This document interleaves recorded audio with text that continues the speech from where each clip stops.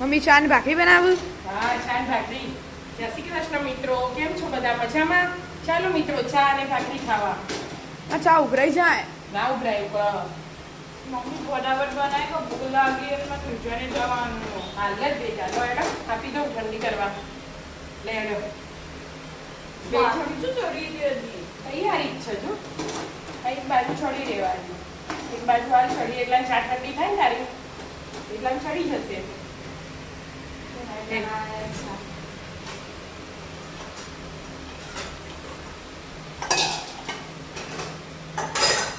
મોટા મોટા વાટકામાં ચા પીવાની. ફટાફટ ઠંડી થઈ જાય. ના બેહો. પપ્પા છો છે આવી જાઓ મિત્રો. પપ્પા છો છે પપ્પા નાવા.